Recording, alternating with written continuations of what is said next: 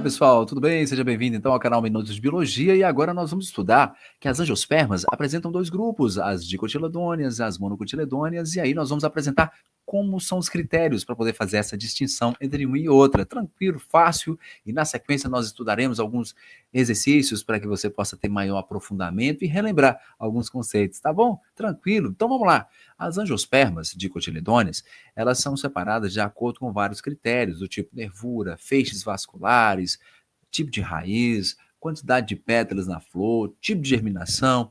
Então, olha o seguinte, com relação aos cotilédones, do que se trata esse cotilédone? Então, nós temos aqui a semente de uma angiosperma dicotiledônea, que normalmente ela é muito bem lembrada como feijão.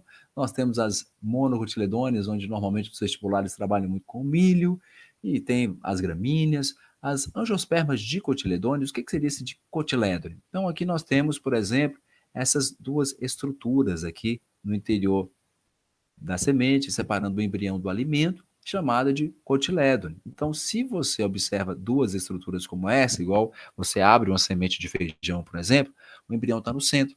Então, normalmente, o cotilédone é essa estrutura de separação entre o embrião do alimento. Se você abre essa semente, aqui tem dois. Quando olha aqui para uma semente de milho, por exemplo, aqui tem um alimento, aqui tem um embrião, e aqui tem o cotilédone. Você percebe apenas um no interior dessa semente. Repara aqui, ó, novamente, o alimento, o endosperma.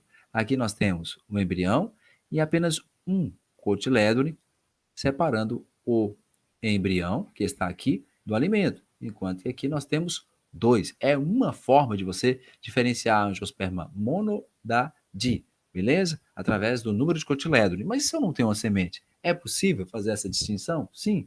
Normalmente, na mente dos alunos, na mente minha, sua, da maioria das pessoas que eu conheço, particularmente, essa é a folha que mais nós observamos nos livros didáticos. A criança, ela começa desenhando essas folhas.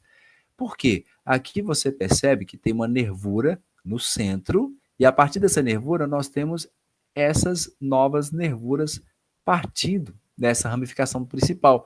Como eu costumo dizer para os alunos, é como se fosse um rio e os seus afluentes. Então, essa é a nervura chamada de reticular. Lembrar que nessa nervura está passando o quê? Xilema e floema, é onde passam os vasos condutores.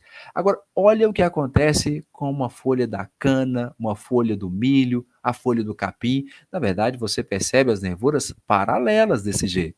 Aqui tem uma nervura, aqui paralelo tem outra nervura, paralela a essa tem outra nervura, bem diferente do que você observa aqui.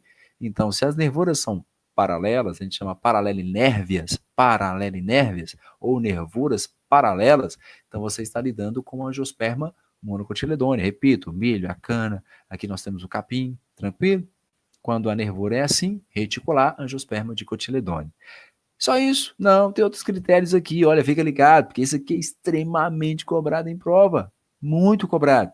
Repare que essa imagem aqui, nós temos a parte preta, corresponde ao xilema, que é aquele canal que leva água e minerais para cima.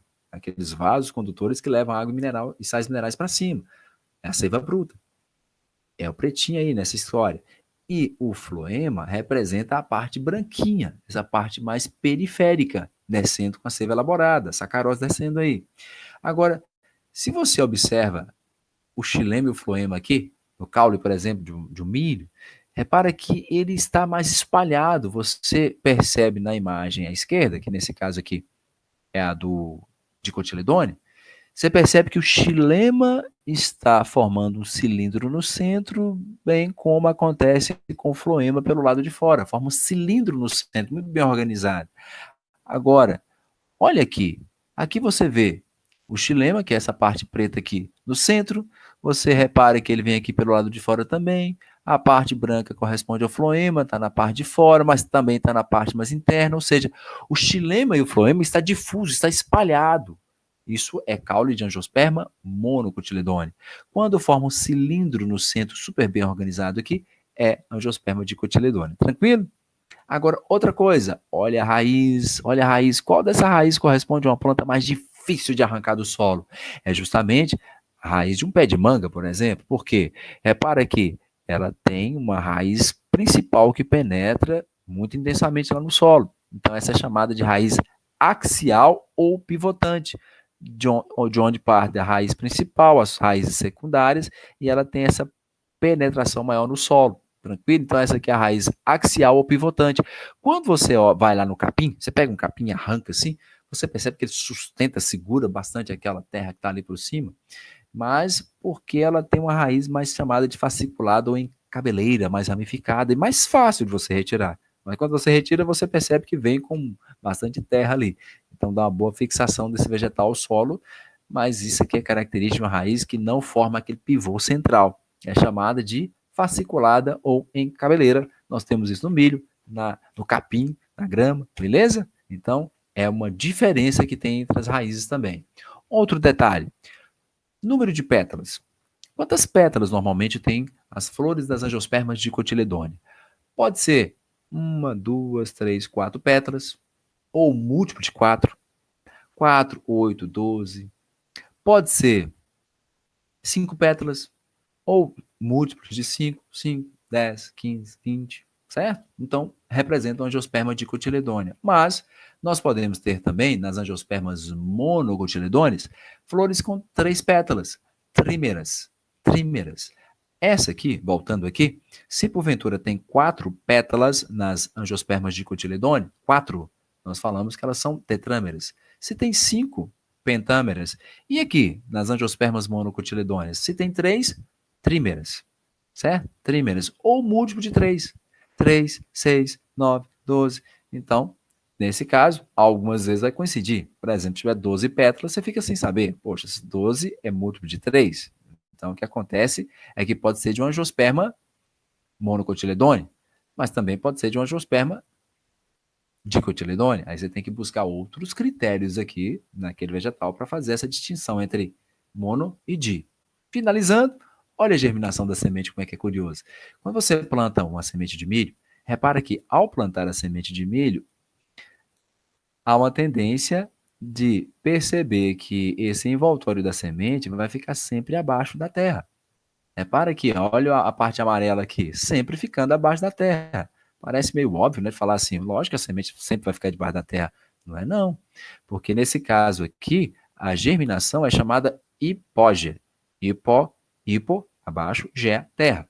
Germinação, hipógea. Semente sempre abaixo da terra. Agora, olha o que está acontecendo nessa outra imagem aqui. Você planta, por exemplo, a semente de feijão. O milho, monocotiledônea, germinação, hipógea. Agora, olha a semente de feijão. Angiosperma de cotiledônea. Olha o que está acontecendo.